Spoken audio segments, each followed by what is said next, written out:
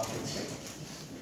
এখানে আমার ডান দিকে রয়েছেন 4 জন, বাঁ দিকে রয়েছেন 4 জন। এরা নানাভাবে প্রত্যক্ষত অথবা পরোক্ষভাবে বাদল সরকারের সঙ্গে সম্পৃক্ত। এরা যে সবাই একেবারে থিয়েটারের লোক তা না। কেউ হয়তো অধ্যাপনা সূত্রে বা গবেষণা সূত্রে, কেউ হয়তো প্রযোজনা সূত্রে, কেউ মঞ্চ পরিকল্পনার সূত্রে, বা এরকম ভাবে নানাভাবে থিয়েটারের সঙ্গে যুক্ত বা বিদ্যালয়ের চর্চার সঙ্গে যুক্ত। আরো অনেকেই হয়তো এভাবেও যুক্ত না, কিন্তু কোনো না কোনো ভাবে বাদল সরকার সঙ্গে একভাবে যুক্ত। এই যে নানা দিক থেকে আমরা বাদল সরকারকে আমার মনে হয় এই প্যানেলটা ঠিক সেইটারই একটা রূপ, যে কিভাবে নানা দৃষ্টিকোণ থেকে একজন নাট্য ব্যক্তিত্বকে, একজন সাহিত্য ব্যক্তিত্বকে দেখা যায়। আমি একটু পরিচয় করিয়ে দিই। একেবারে আমার ডাইনে সব শেষে যিনি বসে আছেন তিনি হচ্ছেন ডক্টর বিভাস বিষ্ণু চৌধুরী। উনি আমাদের ইংরেজি বিভাগের প্রাক্তন গবেষক। ওর আলোচনার যে বিষয় ছিল গবেষণা, তার মধ্যে একটা অধ্যায় বাদল সরকার, থিয়েটার নিয়ে তার কাজকর্ম। তারপরে রয়েছেন জুলফিকার জিন্না দা, আমরা জিন্না দা বলি। জিন্না দা এখানকার খুব পরিচিত একজন নাট্য ব্যক্তিত্ব। আমাদের বোলপুরের পাশেই সোনাঝুরির ওখানে, সোনাঝুরির ওই সজনতার পাশে নিভৃত পূর্ণিমা নাট্যগ্রাম বলে একটি নাট্যগ্রাম, সেটি জিন্নাদারই পরিকল্পনায় তৈরি হয়েছে, এবং আমরা সবুজ নামে একটি নাট্য সংস্থা, সেইটি পরিচালনার দায়িত্বেও রয়েছেন জিন্নাদা। আর তারপরে রয়েছেন ডক্টর তপু বিশ্বাস। তপু বিশ্বাস আমাদের ইংরেজি বিভাগের অধ্যাপক এবং ভাষা ভবনের উপাধ্যক্ষ। তপু বিশ্বাসেরও আগ্রহের ক্ষেত্র থিয়েটার, এবং তিনি বাদল সরকার নিয়ে একটি মনোগ্রাম রচনা করেছেন সম্প্রতি। আমার একেবারে ডান দিকে রয়েছেন আমার সহকর্মী ডক্টর পায়েল মুখার্জি, আমাদের বিভাগের অধ্যাপক, এবং তারও আলোচনার ক্ষেত্র বা আগ্রহের ক্ষেত্র থিয়েটার। আমার বাঁ দিকে অবহিত পায় ডক্টর অমর্ত্য মুখোপাধ্যায়। কাল যারা আপনারা লক্ষ্মীছাড়া পাঁচালী দেখলেন, তারা দেখেছেন যে সেই নাটকটির নির্দেশনায় ছিলেন অমর্ত্য। তার পাশে রয়েছেন কলাভবনের অধ্যাপক ডক্টর সঞ্চয়ন ঘোষ।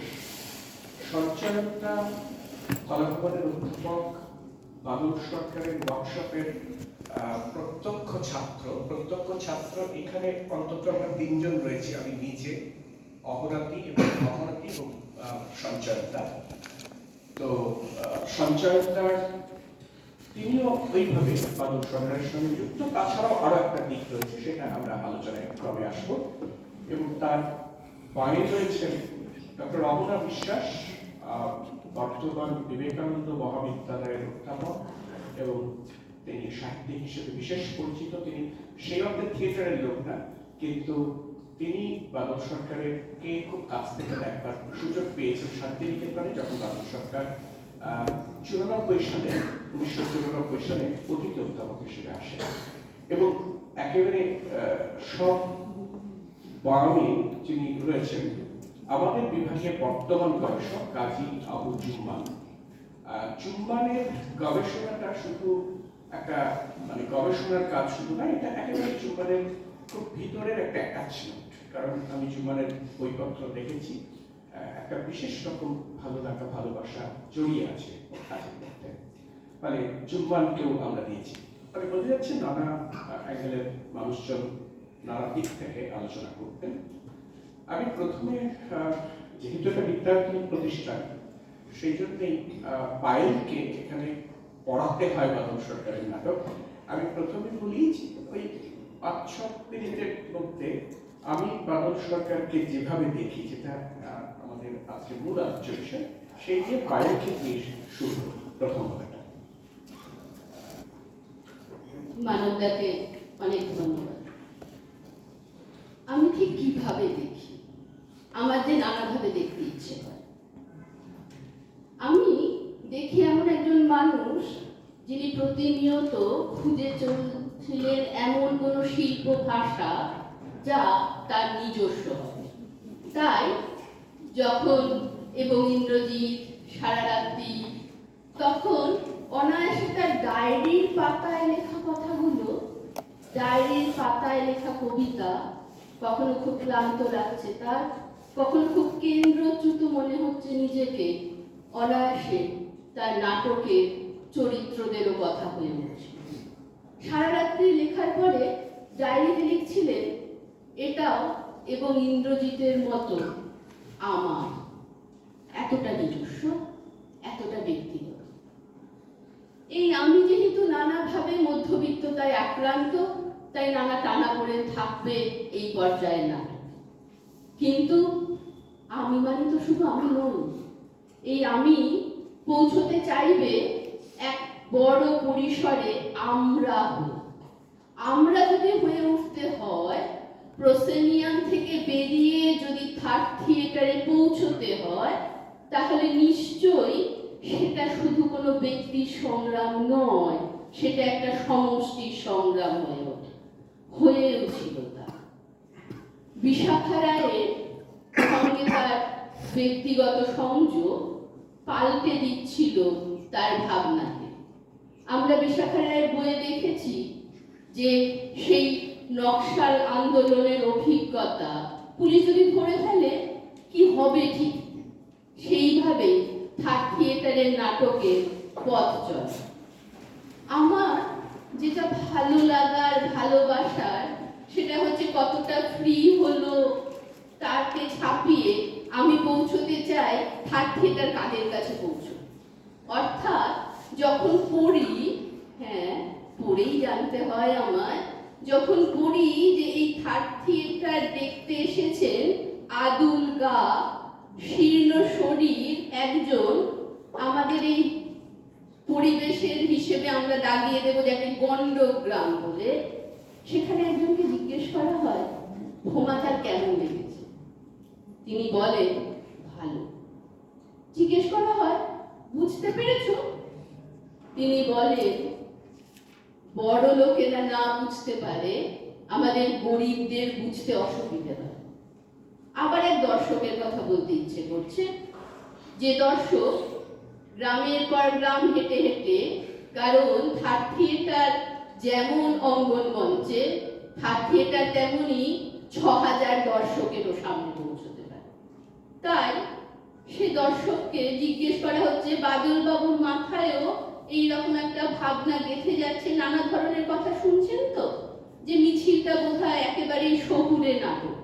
মিছিল নাটকের শেষে, মিছিল নাটকের যদি সার্থক প্রযোজনা হয়, তাহলে যখন সেই সত্যিকারের একেবারে স্বপ্নে দেখা মিছিলের জন্য অভিনেতারা হাত এগিয়ে দেবেন দর্শকদের দিকে, ভেতরটাকে যদি সেভাবে ছোঁয়া যায়, নাড়িয়ে দেওয়া যায়, তাহলে দর্শক অংশগ্রহণ করবেন সেই মিছিল। গ্রামে মিছিল নাটকের অভিনয়ে অভিনেতা যখন হাত এগিয়ে দিলেন, একজন সেই দর্শক তিনি হাত ধরলেন, ছলছল চোখে জড়িয়ে ধরলেন। এইটাই আসলে থার্ড থিয়েটারের জোরের জায়গা। কে 1 টাকা দেবো, কে 2 টাকা, সেটাকে ছাপিয়ে একজন ভিখারিনী নাটকের শেষে যখন খুব যত্নে তার খুঁট খুলে কিছু পয়সা সামনে বিছিয়ে রাখা কাপড়টার উপরে রাখেন, তখন বোঝা যায় যে হ্যাঁ সত্যি বড় প্রয়োজন ছিল যে পূর্ব নির্ধারিত কোনো শর্ত নিয়ে আমরা থিয়েটারের কাছেই কেবল পৌঁছতে থাকবো, নাকি থিয়েটার কোথাও আমার কাছে পৌঁছবে, যে আমি আসলে বড় করে আমরা। এই আমি তাই যেমন ভোমা হয়ে বলবে ভাত খেতে চাইবে, বলবে তার খিদের কথা, সেই একই নাটকই তো আবার বলবে অ্যাটমিক ওয়েস্টের প্রসঙ্গ, যেখানে ভিখিরিনীকে পয়সা দিলে সে আশীর্বাদ করবে কি, যে তোমার ছেলে আস্ত জন্মাবে। আস্ত কেন? কারণ এই যে পারমাণবিক পারমাণবিক তেজস্ক্রিয়া তা থেকে সত্যি যদি ফসকে গিয়ে কেউ সোজা দু হাত নিয়ে পরিচ্ছন্ন মুখ নিয়ে জন্মেছি, খুব নিশ্চিন্তে বলতে পারি না কিন্তু পরের প্রজন্মকে ঠিক কোন পৃথিবী দিয়ে যাব। বাদলবাবু বলতেন, পাখিরা ওড়ে, আমরা উড়ি না কেন? তার থিয়েটার আসলে সেই ওড়ার কথা বলে। হ্যাঁ, যখন থিয়েটারকে নমনীয়, বহনীয়, স্বল্প ব্যয়সাধ্য করতে হবে, আমি জানি সেকনারের প্রসঙ্গ আসবে, গ্রোতস্কির কথা আসবে, খুব শ্রদ্ধার সঙ্গেই আসা উচিত নিশ্চয়ই, কিন্তু গ্রোতস্কির থিয়েটারের টিকিটও তো ব্ল্যাকে বিক্রি হতো। তাই সেখানে বাদলবাবু তার নিজের মতো একেবারেই আমাদের সকলের কোথাও প্রয়োজন ছিল এইভাবে থিয়েটারকে দেখার। আঙ্গিক নিয়ে অনেক কথা বলা হয়, সেটাও জরুরি। আঙ্গিক নিয়ে যে কথা বলা হয় খুব জরুরি নিশ্চয়ই থাক থিয়েটারের ক্ষেত্রে। বাদলবাবু কেন বিষয়কেই গুরুত্ব দিচ্ছিলেন এই কারণেই যে তার মনে হচ্ছিল বিষয়ের চাপ থেকেই কোথাও সেই আঙ্গিক তৈরি হয়ে উঠুক। আমার মনে পড়ে যায় প্রসেনিয়াম থিয়েটারের ভেতরে থাকা আরেকজনের কথা, তিনি বিজন ভট্টাচার্য, যিনি বলছিলেন, my form will born under the pressure of my content. আমার মনে পড়ে যায় অজিতেশ বন্দ্যোপাধ্যায়ের কথা, যিনি বলছিলেন যে এই গ্রামার শহর সাংস্কৃতিকভাবে আমরা এতটাই বিচ্ছিন্ন হয়ে পড়ছি যে নিজেদের আর আত্মীয় বলে ভাবছি না। তিনিও চাইছিলেন একটা পাল্টা নাট্য সংস্কৃতি। ধন্যবাদ, ভালো থাকুন সবাই। ধন্যবাদ দিয়ে তোমাকে এক্ষুনি চুকিয়ে ফেলতে বলছি না, আমরা পরে সুযোগ পেলে আবারও ফিরে আসবো। পায়েলের কথা শুনতে শুনতে আমার একটা জিনিস খুব মনে পড়ছিল। বাংলা যেটা আমাদের বলতেন, তার লেখা করতেও রয়েছে, থিয়েটার মেক্স কমিউনিকেশন। এখন এই কমিউনিকেশনটা কার সঙ্গে কিভাবে গড়ে উঠবে, এটা কিন্তু সত্যি সত্যি তত্ত্ব দিয়ে সবসময় বোঝা যায় না। আমার মনে পড়ে যাচ্ছিল কুমার রায়ের কথা, কিন্তু তার কথা লিখেছেন শঙ্খ ঘোষ তার একটি লেখায়, যে ফরাক্কা ব্যারেজের ওখানে মুক্তধারার অভিনয় হচ্ছে, মুক্তধারার অভিনয় দেখার পর গ্রামের মানুষজনকে জিজ্ঞেস করছে কুমার রায় আপনাদের কেমন লেগেছে। তারা বলেছেন ভালো লেগেছে। জিজ্ঞেস করেছেন কেন ভালো লেগেছে, তারা বলছেন যে এই তো আমাদের ফরাক্কা ব্যারেজের গল্প। অর্থাৎ এই নাটকটা তাদের কাছে এইভাবে গিয়ে পৌঁছচ্ছে। কুমার রায় হতাশ হয়েছিলেন, শঙ্খ ঘোষ তাকে বলেছিলেন এই বোঝাটাকে তুমি মূল্যহীন মনে করো কি করে। আসলে সবসময় তত্ত্ব দিয়ে আমরা যেভাবে একটা খাঁচা তৈরি করে ফেলি, সেটাও কিন্তু একটা কনস্ট্রাক্ট, এবং সেই কনস্ট্রাক্ট দিয়ে সবসময় এটা ভাবা যায় না কতদূর কোথায় গিয়ে কোন জিনিসটা পৌঁছবে। এটা বোধহয় খুব বিশ্বাস করতেন বাদলদা, যেন অনুভূতি কথাটার খুব গুরুত্ব থাকতো। যাই হোক, আমি পায়েলের কথার সূত্র ধরে কথাগুলো বললাম, কিন্তু আমার বাঁ দিকে রয়েছেন অমর্ত্য। অমর্ত্যকে আমি যেটা জিজ্ঞেস করবো, যে অমর্ত্য মূলত ছোটবেলা থেকে ওকে দেখছি থিয়েটার পাগল মানুষ, ডিরেকশন দিচ্ছে। অমর্ত্য নৃত্যনাট্য পরিচালনা করেছে, অভিনয় করেছে প্রচুর, অনেক এক্সপেরিমেন্ট করেছে। কিন্তু এই যে বাদল সরকার, মানে বাদল সরকার বললেই তো থিয়েটারের একটা অন্য ধারার কথা মনে হয়। আমি দেখেছি তুমি ফাল্গুনি নাটক করেছিলে একটা ওপেন স্পেসের মধ্যে। তো এইভাবে তুমি তোমার দৃষ্টিকোণ থেকে বা তোমার চোখে থিয়েটারের বাদল সরকারকে তুমি কিভাবে দেখো? নমস্কার। প্রথমেই বলি, আমার কথা বলা এখন দারুণ। দ্বিতীয় কথা, এই বিভাগে পড়েছি, এই বিভাগ যখন আমায় ডেকেছে তখন কিছু বারণকেও অস্বীকার করতে হয়। আমি যখন বিষয়টা পেলাম তখন দেখলাম বাদল সরকারকে যেভাবে দেখি আর ইংরেজিতে বিষয়টা অ্যাজ উই হ্যাভ সিন, আমার মধ্যে একটু দ্বন্দ্ব তৈরি হল যে আমি কোন সময়টা ধরে কথা বলব। আমি শৈশব থেকে যে বাদল সরকারকে চর্চা করতে দেখেছি থিয়েটারের শান্তিনিকেতনে, তাকে নিয়ে, না বাদল সরকারকে নিয়ে আমি যে থিয়েটারের চর্চা এখন করি তাই নিয়ে। আসলে ব্যক্তিগতভাবে যখন দেখেছি, সেই দেখায় যতখানি মনোযোগ ছিল, আগ্রহ আমার ততটা ছিল না। তার কারণ আমি বাঁধা মঞ্চে ততদিনে আস্তে আস্তে এই গৌর ব্রাহ্মণ নাট্যঘর এবং শান্তিনিকেতনের আনাচে কানাচে অভিনয়ে একটু প্রতিষ্ঠা পেতে শুরু করেছি।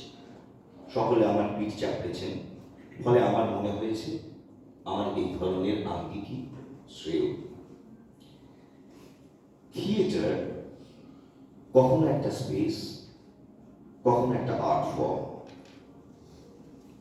আমরা এই তৃতীয় বিশ্বে দাঁড়িয়ে যখন থার্ড থিয়েটারের কথা বলি, আমরা প্রথমেই মনে করি মঞ্চের মুক্তি ঘটলে সেটা বোধ হয় এই ধরনের কোনো অঙ্গনে একটা অভিনয় করে ফেললে বাদল সরকারের ধারায় অভিনয় করা যায়। আমরা চারপাশে লোক বসিয়ে কোনো অভিনয় করলে মনে করি এই ধারা সেরকম ধারা। বাদল সরকারের শতবর্ষে বাদল ধারা বলে একটি গ্রুপ, একটি প্ল্যাটফর্ম যখন তৈরি হলো, তখন বাদল সরকারের নাটকের অভিনয়, নির্দেশনা ইত্যাদি করবার কারণে এবং হয়তোবা এই বিষয় নিয়ে পড়াই বলে আমাকে তার অন্তর্ভুক্ত করা। কিন্তু আমি কিন্তু অন্তর থেকে বাদল সরকারের নাটকের সঙ্গে বাদল ধারায় যুক্ত হই। আমি বাদল সরকারের নাটকে যুক্ত হয়েছি, নাট্যধারায় নয়। ফলে যে অল্টারনেটিভ থিয়েটারের প্রসঙ্গ আসে এবং যেখানে দাঁড়িয়ে আমি বাদল সরকারকে দেখি, সেটা আমার নিজের সক্ষমতা এবং আমার নিয়ত করে চলা রবীন্দ্রনাথের বিচিত্র আঙ্গিকে নাটক করার, নাট্যাভিনয় করবার অভ্যাস এবং প্রস্তুতি থেকে। শান্তিনিকেতন এই ধারাকে কখনো স্বীকার করেনি, প্রস্তুতি করেছে, চর্চা করেছে, কিন্তু করতে পারেনি কেন? আমরা জানি আমরা সঙ্গীত শিল্পী বলি, নৃত্যশিল্পী বলি, চিত্রশিল্পী বলি, কিন্তু নাটকের মতো একটি সমবেত শিল্পে আমরা সবাই নাট্যকর্মী। বাদল সরকার ছিলেন নাট্য শ্রমিক। শান্তিনিকেতনের এই আশ্রমিকদের আলগোছা আলতো জীবনে, আলস্যময় অবসরে যে শ্রমসাধ্য অভিনয় বাদল সরকারের নাট্য আঙ্গিকে আমরা লক্ষ্য করেছি, সেটা কখনোই আমাদের পক্ষে গ্রহণ করা সম্ভবপর ছিল না। বাংলা নাটকও প্রধানত নানান কৌশল, প্রকৌশল এবং সংলাপের নির্ভরতায় সুদীর্ঘকাল ধরে অভিনয় হয়েছে। বাদল সরকার যে ধারা নিয়ে এলেন, এই যে পাখি ওড়বার কথা হচ্ছিল, আমি যদি মোটামুটি ওই 1911-12 এরকম সময় থেকে বলাকা পর্বের যে উন্মেষ তাকে লক্ষ্য করি, 2011-তে যখন বাদল সরকারের সমাপ্তি, সেখানেই বলাকার ওই যাত্রা যেন বাদল সরকার বাংলা থিয়েটারের বলাকার মতো, যিনি স্থির না থেকে বলতে পারেন হেথা নয়, হেথা নয়, অন্য কোথা, অন্য কোনখানে। এবং বাদল সরকারের এই থিয়েটার যে শরীরী বেগকে নিয়ে এগিয়ে চলেছে, তাতে অসমর্থ হব জেনেই আমি তার নাট্য শরীরকে কিভাবে বর্তমানে উপযুক্ত করব এই সন্ধান করেছি। কাল যখন একটি সংলাপে ওই নাটকে একজন বলছিল, এ বাবা মহারানীর রাজত্ব, এই সংলাপ বলে আজকের দিনে খোলা মাঠে, পথে ঘাটে, ময়দানে অভিনয় করা সম্ভব কিনা, আমরা সেই সাংস্কৃতিক পরিবেশ, অভিনিবেশ এবং অনুভবে, স্বাধীনতায়, গণতান্ত্রিকতায় আজ আদৌ অবস্থান করি কিনা, এ নিয়ে আমার শুধু সংশয় নেই, ভীতি আছে। আমি প্রাতিষ্ঠানিক পরিচয়ে অভিনয় এবং পরিচালনা করি, আমায় ভাবতে হয় আমার ছাত্রছাত্রীদের নাট্য ভবিষ্যতের কথা। ফলে তারা কোন ভবিষ্যতে দাঁড়িয়ে আজ কোন নাট্যের অভিনয় করবে, আদৌ সেই পরিবেশ তারা এরকম ভাবে কোনো জায়গায় পাবে কিনা, সে কথা ভেবে আমায় নাট্য আঙ্গিকের অনুসন্ধান করতে হয়, পরীক্ষা নিরীক্ষা করতে হয় এবং অবশ্যই বিষয়ানুসারী আঙ্গিককে নির্ভর করে অভিনয় করতে হয়। আমার তাই মনে হয় আজ আসলে যারা এই নাটকের চর্চা করছে, আমাদের মিনিস্ট্রি অফ কালচার সবচেয়ে বেশি ব্যয় করে যে প্রজেক্ট নিয়েছিলেন সে হল রবীন্দ্রনাথের জন্মশতবর্ষে তারা প্রত্যেক জেলার সদর শহরে একটি করে রবীন্দ্র ভবন বা রবীন্দ্র সদন করে দিয়েছিলেন।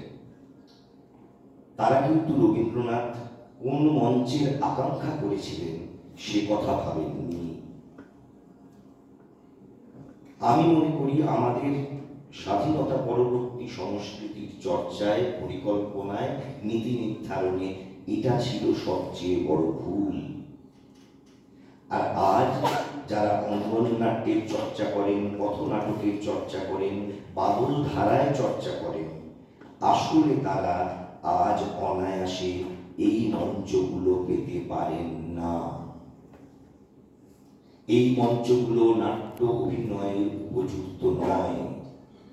এই অভিনয়ের কৌশলের যথাযথ শিক্ষা শিক্ষণ ব্যবস্থা আমাদের সমাজে নেই। সেই কারণে অভাবজাত অনিশ্চয়তায় দাঁড়িয়ে আজ এবং আজকের যারা আগামী, তারা এই অঙ্গনে নাটকের চর্চা করে বলেই আমি মনে করি। চারপাশে আজ নিঃশব্দ নেই, বিকট বিকৃত বিকারহীন মানুষেরা আজ আর অবকাশ নেই, চলতি পথে বিরাম নেই। পরিশ্রম করবার থেকে আধুনিকতার অর্থ আজ আমাদের কাছে আরামপ্রিয়তা। এবং আমি মনে করি যে নাটক আমরা করছি তাতে আমাদের সময়ে দাঁড়িয়ে বাদল সরকারকে এগিয়ে নিয়ে যাওয়ার জন্য আমরা কিছু কন্ট্রিবিউট করতে পারছি। তাই বাদল সরকারের টেক্সটকে আজকের পরিবেশে কিভাবে উপযুক্ত উপস্থাপন সম্ভব সেই কথা ভাবি। আর বারবার মনে করি বাদল সরকারকে যারা অনুসরণ করেছিলেন তাদের প্রতি আমি সহানুভূতি ও সমব্যথা প্রকাশ করি। তার কারণ বাদল সরকার শুধু বাংলা থিয়েটারের বলাকা নন, তিনি ছিটকে যাওয়া উল্কা। তাকে যারা ধ্রুব তারকার মতো ভেবে অনুসরণ করতে চেয়েছেন, সেই অনুসরণের পথ পদ্ধতি পরিক্রমণ আর কখনোই সম্ভব হবে না। বাদল সরকার তাই বাংলা থিয়েটারে একা এবং একা। ধন্যবাদ। অমর্ত্য যেটা বলতে চাইছেন যে নাট্য মুক্তির কথা বাদল সরকার বলেছেন, অঙ্গন থিয়েটারে এসেছে, অনেকেই এই চেষ্টা করেছেন, কিন্তু তারও কিছু সীমাবদ্ধতার দিক আছে, সমস্যার দিক আছে। সেটা হয়তো আমরা নিশ্চয়ই মানব, কিন্তু আমরা সবসময় ইতিহাসের প্রত্যেকটা পর্বকেই দেখি যে সেই পর্ব তার আগের পর্ব থেকে ঠিক নতুন কি করতে চাইছে, এই জায়গাতে তার একটা গুরুত্ব থাকে। কিন্তু তার মানে এই নয় যে সেই পর্বটা স্থায়ী হয়ে গেল। যাই হোক, আমি সঞ্চয়নের কাছে যাব, কারণ সঞ্চয়ন চিত্রকলা বিভাগের অধ্যাপক, কিন্তু মঞ্চ সজ্জার ক্ষেত্রে এখন যে কলকাতার নানা রকম নাট্য সংস্থা রয়েছে সেখানে সঞ্চয়ের প্রচুর কাজ রয়েছে। সঞ্চয়ন বাদলদার কাছে নাটকের ওয়ার্কশপও করেছে একাধিক, সেই হিসেবে সঞ্চয়ন আমার সতীর্থ বটে। আমি সঞ্চয়নকে তার কথা বলতে বলবো, এই যে মঞ্চ নিয়ে অমর্ত্য যে কথাটা বললো, তারপর তুমিও মঞ্চ নিয়ে এখন নানা রকম এক্সপেরিমেন্ট করছো, এই গোটা ব্যাপারটা নিয়ে সেইখানে সেই ভাবনা চিন্তার জায়গাতে তুমি বাদল সরকারের প্রত্যক্ষ ছাত্র, সেখানে বসিয়ে কিভাবে গোটা বিষয়টাকে দেখো?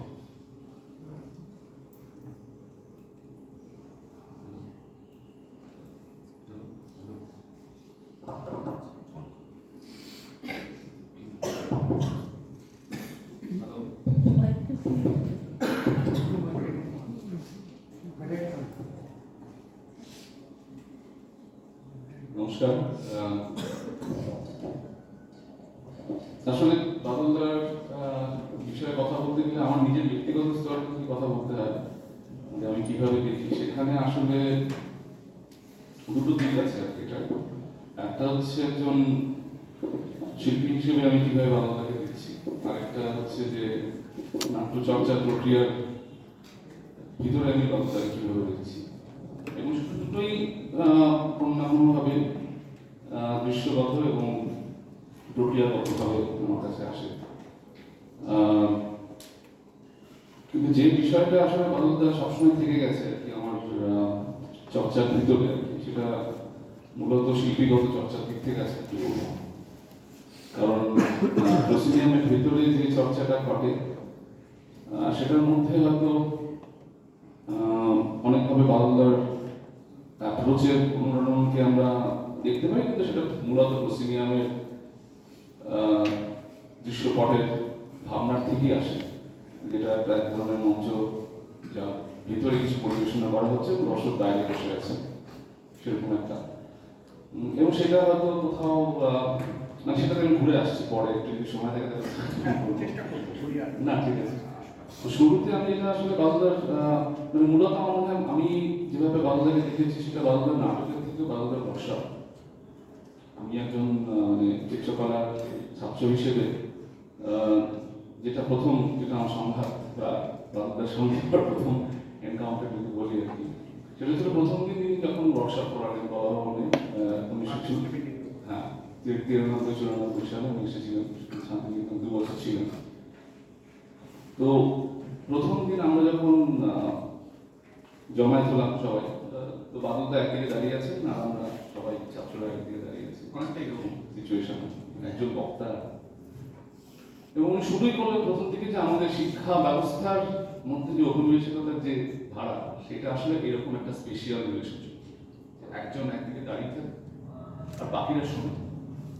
এবং তারপরে উনি স্পেসের ডিসকোর্স দিকে ঢুকলেন, যে তাহলে কি সবসময় এই স্পেসের এই পাওয়ারটা এভাবেই থাকবে, নাকি এটার মধ্যে একটা আদান প্রদান সম্ভব। এবং তখন তাহলে আমরা একটু অন্যভাবে নিজেদেরকে সাজানোর চেষ্টা করি বলে উনি বৃত্তের একটা ভাবনা দিলেন আমাদের, যে আমরা সবাই একটা সার্কেল এসে যাবো। এবং তারপরে আমাদের কিছুক্ষণ সবাই সার্কেল মানে কি বোঝায় ব্যক্তিগতভাবে আমাদের এই বৃত্তকে আমি কিভাবে দেখি সেইটা নিয়ে একে অপরের কাছে আমরা বলছিলাম যে আমার সার্কেল কি প্রোভাইড করে। এবং তো এটা আমার কাছে একটা খুব মানে প্রচন্ড র্যাডিক্যাল একটা মোমেন্ট মনে হয়েছিল। আমার নিজের চিত্রকলার যে দৃশ্যগত যেভাবে আমরা দেখি, আমাকে সাদা কাপড়ের মধ্যে যেভাবে একটা ইমেজকে ভাবি, সেটার মধ্যে একটা 1 পয়েন্ট পার্সপেক্টিভের লজিক থাকে, যদি আমরা আমাদের চারপাশের দৃশ্যগত যে দেখার যে অভ্যেস সেই চর্চার মধ্যে ঢুকি, যে সবকিছু একটা বিন্দুতে গিয়ে মিশে যায় এবং সেটার এক্সটেনশনটা আমরা সবই একটা বিন্দুতে মিলে যাওয়ার ব্যাপার। আর আরেকটা হচ্ছে লোকায়ত যে চর্চা, এখানে একটা স্থান বা একটা পথ যে কোনো জায়গা থেকে অ্যাপ্রোচ করা যায়, তার কোনো বিশেষ দিক বা ফ্রন্টালিটি থাকে না, সেটা যে কোনো জায়গা থেকে ঢোকা যায়। সেটা আমরা যে কোনো লোকায়ত শিল্পের ক্ষেত্রে দেখব। এবার সেইটা আমি প্রথম একটা স্পেশাল মানে একটা ভূমিগতভাবে বাদলদার ওয়ার্কশপে আমার প্রথম একটা অভিজ্ঞতা ঘটছে, যে এই দুটোর ইতিহাস আমরা কিভাবে নিজেদেরকে স্থাপন করছি বা পরিবেশ করছি। এবং তারপরে বাদলদার পুরো ওয়ার্কশপগুলোর আরেকটা অনেক ওয়ার্কশপের প্রসেস আছে, যেখানে বারবার আমি যেটা আমার নিজের অনুভূতি, সেটা হচ্ছে সমষ্টিগত থেকে ব্যক্তিগত পৌঁছানো। যেটা আজকে যে বিষয়টা নিয়ে আলোচনা হচ্ছিল, যে ওনার সবসময় বাদলদাতে ফিরে আসছে জিনিসটা, সেটা হয়তো রিপ্রেজেন্টেশনের একটা প্রবলেম। কিন্তু যারা বাদলদার ওয়ার্কশপ করেছেন তারা কখনো বোধহয় বাদলদার অবস্থানকে সেইভাবে ব্যক্তি হিসেবে দেখেননি, কারণ সবসময় সেটা তার নিজের ব্যক্তিগততে ফিরে এসেছে। এবং সেইটা আমার কাছে মনে হচ্ছে যে বাদলদার বিশেষ একটা অবদান। সেই দিক থেকে আমি যেটা আরেকটা দিক আমি বলতে চাই, যেটা আমার চর্চার দিক থেকে উঠে এসেছে, যে আমরা যখন পাবলিক আর্ট বলি, পাবলিক আর্ট বলতে আমরা যে ধরনের চর্চা দেখে এসেছি সারা পৃথিবীগতভাবে, পৃথিবীতে এবং ভারতবর্ষে যেভাবে হয়েছে, সেটা একটা কলোনিয়াল হিস্ট্রি আছে, একটা পেডেস্টাল বেসড হিস্ট্রি আছে, কিছু মূর্তিকে স্থাপন করা হয় পাবলিক স্পেসে। আমার নিজের মনে হচ্ছে যে বাদলদার এই ওয়ার্কশপগুলোর মধ্যে অনেকগুলো সূত্র রয়েছে, যেগুলোতে আসলে মানুষের সঙ্গে কিভাবে যোগাযোগ তৈরি হবে, এই ওয়ার্কশপগুলো তৈরি করে সেই মুহূর্ত, এবং এটা একটা কাউন্টার আর্গুমেন্ট হতে পারে একটা অল্টারনেটিভ পাবলিক আর্টের ক্ষেত্রে, এবং সেটা আমি নিজে চর্চা করি। সেইভাবে নিজের প্র্যাকটিসটাকেও দেখি, এবং বারবার শিল্পী হিসেবে যখন নিজের কাজকে আমি পরিচয় দিই, সেখানে বাদলদা বারবার ফিরে আসে। মানে আমার আর্ট হিস্ট্রি থেকে বাদলদার রেফারেন্স বারবার চলে আসে, যে কিভাবে একটা স্পেসে আরেকটি, মানে আমি একটু ইংলিশ শব্দ চলে আসছে না, এটা বাংলা করতে গেলে আমি দেখি যে ব্যক্তিগত এবং সমষ্টিগত সম্পর্ক কিভাবে তৈরি করা যায় একটা পাবলিক সিচুয়েশন। কিন্তু যেখানে আমার ক্রিটিক বাদলদার এই পুরো প্রক্রিয়াটার মধ্যে, সেটা হচ্ছে যে বাদলদার প্রক্রিয়ার মধ্যে স্থান, সেটা একটা ইন্ডিপেন্ডেন্ট স্পেস হিসেবে আসে, সেটা একটা বিশেষ স্পেস হিসেবে আসে, যেটা আমরা সাইট স্পেসিফিক বলি, বা একটা বিশেষ জায়গা ভিত্তিক যে চর্চার প্রক্রিয়া, সেই পর্যন্ত উনি যান। উনি ওটাকে একটা ইন্ডিপেন্ডেন্ট স্পেস, যেটা ধরুন প্রসিমিয়াম মঞ্চ, আসলে আমরা বিভিন্ন সময় মঞ্চ, বিভিন্ন একই নাটক বিভিন্ন মঞ্চে করতে পারি, উনি সেইভাবে নিজের একটা পরিমণ্ডল তৈরি করে নিয়েছিলেন, যেটা আমার মঞ্চের একটা নিজস্ব ধারণা আর কি, কিভাবে সে নাটকটা পরিবেশিত হবে, সেটা সবসময় যে কোন জায়গায় করছি সেই জায়গাকে আমি ধারণ করি না, সেই জায়গাটাকে সবসময় উনি সেভাবে রাখেন, সেটাকে ইন্ডিপেন্ডেন্ট ফ্রেমওয়ার্ক হিসেবে রেখেছি। কিন্তু বাদলদার এই প্রসেস, মানে প্রক্রিয়াকে কিভাবে একটা কমিউনিকেশনের অংশ হিসেবে গুরুত্ব দেওয়া যেতে পারে, সেইটা বোধ হয় ওয়ার্কশপে বারবার ফিরে এসেছে। এবং আরেকটা জিনিস উনি বারবার, যেটা এখনকার দিনে আমরা অনেকেই ওয়ার্কশপটাকে একটা প্রক্রিয়া, মানে পদ্ধতি হিসেবে ভাবি, যে ওয়ার্কশপের মধ্যে দিয়ে সম্পর্ক তৈরি করা, এবং ওয়ার্কশপ থেকে আমরা সবসময় একটা আউটকামের কথা ভাবি, যে কি পেলাম, এবং সেটা সবসময় একটা থাকে শেষে কনক্লুশন দিতে হবে যে এই বিষয়গুলো পড়বো। সেইটা আমি দেখেছি বাদলদা কখনো কোনো ওয়ার্কশপ পদ্ধতিকে বিশ্লেষণ করতে। আমাদের প্রচুর প্রশ্ন তৈরি হতো যে এটা কেন করলাম, এই খেলাটা কেন খেললাম, এবং এই খেলা ব্যাপারটাকে নিয়ে উনি বিশেষভাবে গুরুত্ব দিয়েছেন, যে উনি হচ্ছে একজন রেফারি, আর বাকিরা হচ্ছে খেলতে এসেছি, একটা নিয়ম আছে, এবং সেই নিয়মটাকে আমরা নিজেদের মতো করে ভাঙবো, কিন্তু নিয়মের মধ্যে থাকবো।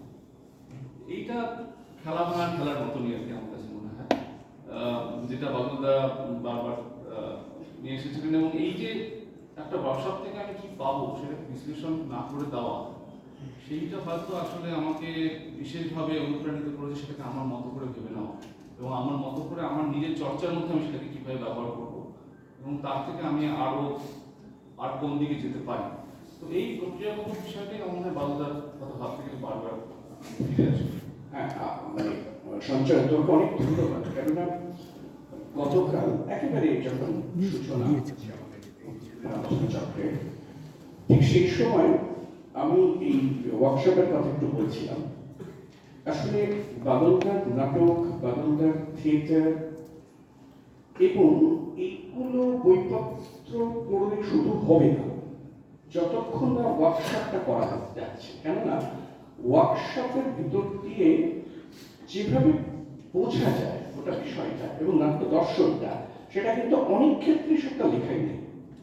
আমি সম্ভব, যেমন তুমি বললে, মানে এখন আমার কথা বলার কথা নয়, কিন্তু আমি আপনাদের কাছে শুনবো সেগুলো একটু পরে। এই যে তুমি বৃত্তের কথাটা বললেন, এই তোমার মনে আছে নিশ্চয়ই যে আমরা কোল হয়ে বসতাম, এবং একটা খুব মৃদু আলো, হাতে হাত, তারপর এনার্জি কাছে আর একটা হচ্ছে ট্রাস্টকে, এই যে একটা উঁচু একটা টেবিলের উপর থেকে পড়তে হতো, মানে পড়তে হতো, ভয় পেতাম হয়তো যে পড়ছে সে একটা প্রকাণ্ডতার চেহারা, কিন্তু তবু ট্রাস্ট পড়তে হবে, এভাবে পড়তে হবে, কোনোভাবেই শরীর বাঁকলে চলবে না।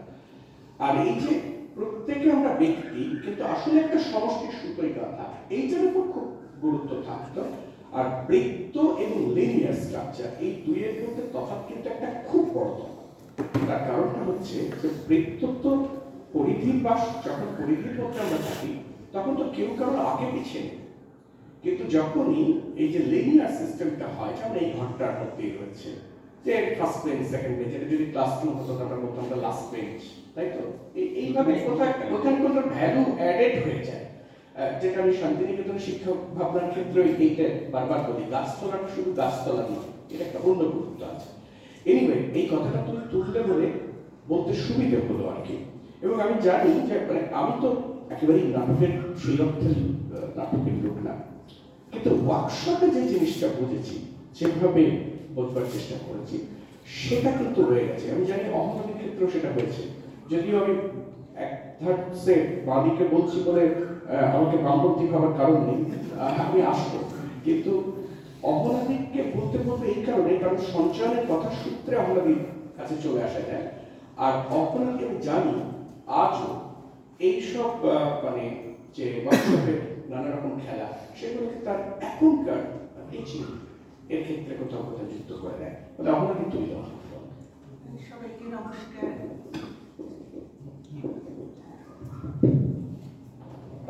আমি একেবারেই নাটকের সঙ্গে যুক্ত নই, আমি নাটক করতে পারি না, মানে সবাইকার সামনে আমার আইডেন্টিটিকে বদলাতে পারি না।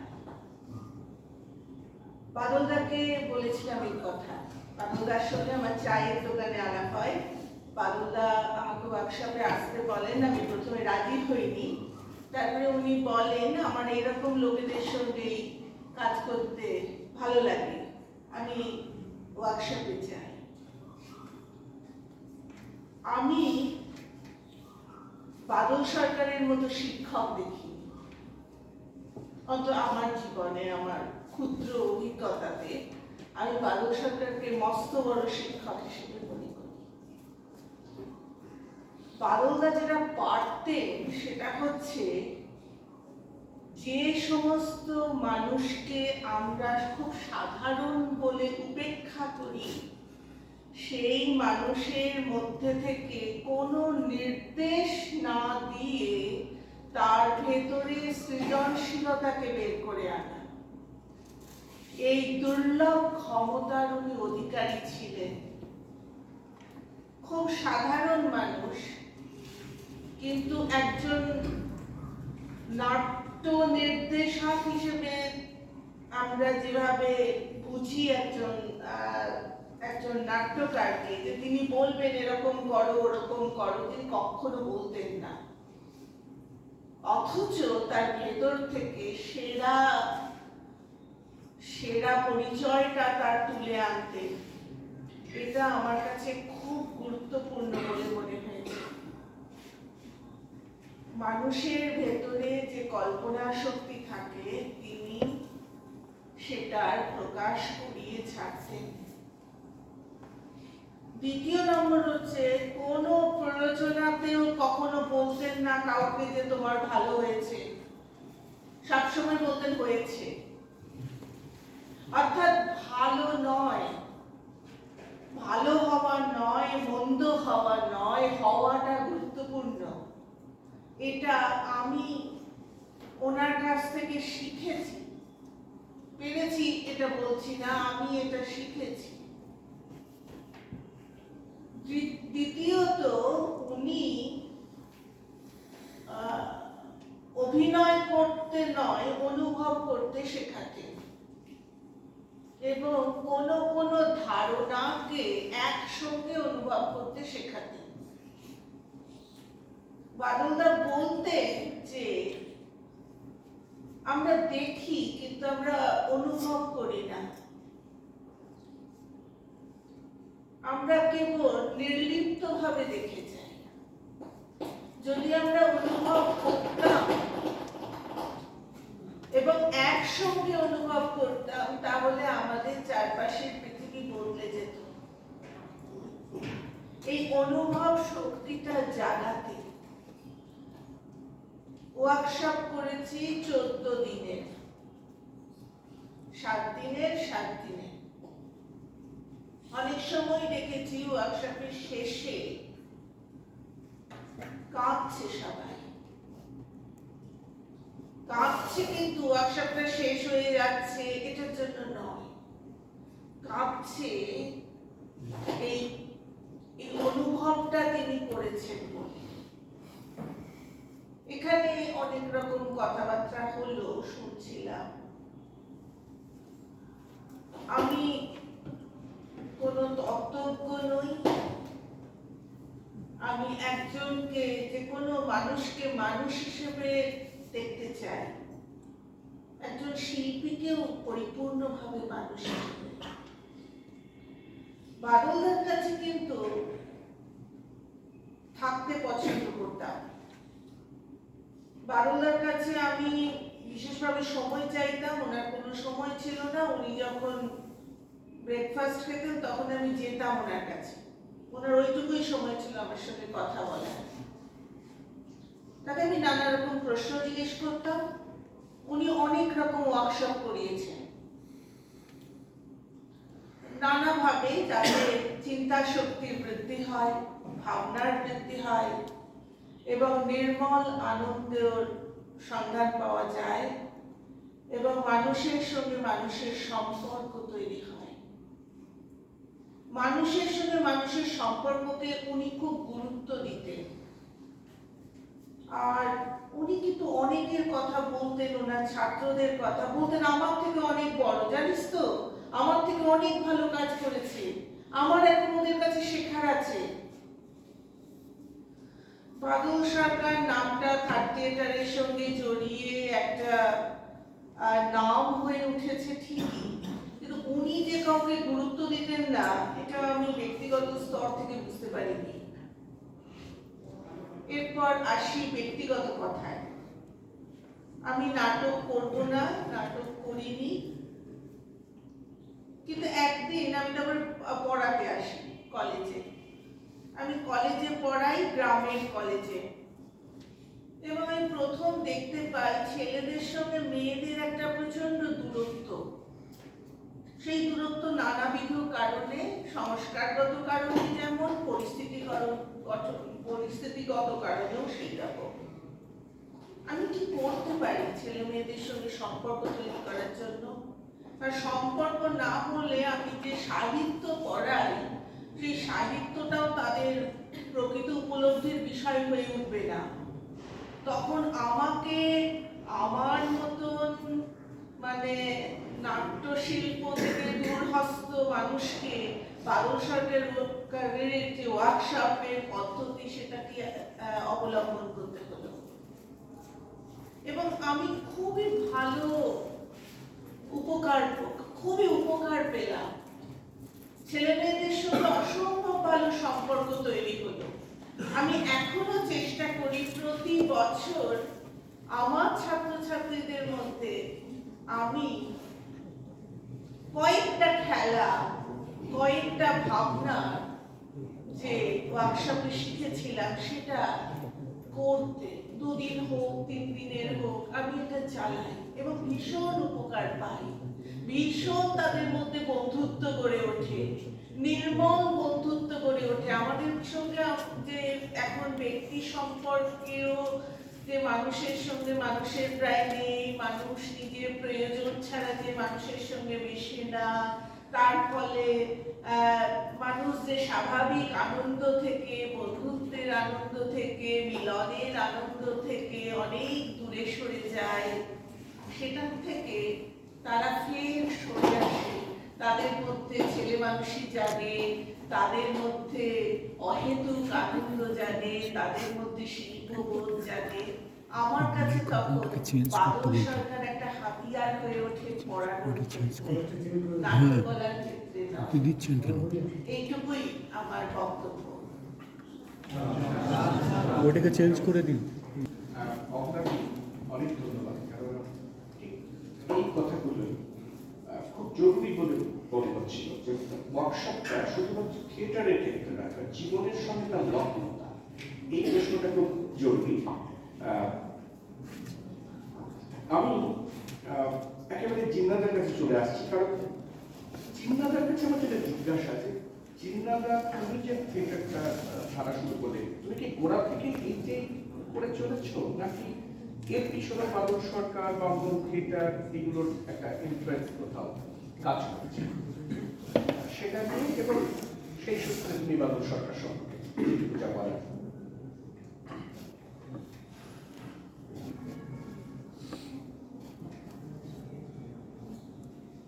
আমি যে থিয়েটার চর্চা করি সেটা মূলত নন প্রসেনিয়াম থিয়েটার, মানে যে প্রসেনিয়াম যে থিয়েটার আমি আছে না বাইরে, কিন্তু এখন থার্ড থিয়েটারের যে তত্ত্ব সেইটাকে খুব তাত্ত্বিক ভিত্তির জায়গায় রেখে আমি থিয়েটার চর্চা করি। ব্যাপারটা হয়তো সেরকম না। যাই হোক, আমরা যখন থিয়েটার চর্চা শুরু করি সেটা তো ৮এর দশকের সময় থেকে অনেকটা পিছনে, কিন্তু সম্প্রতি এই কোভিডের পর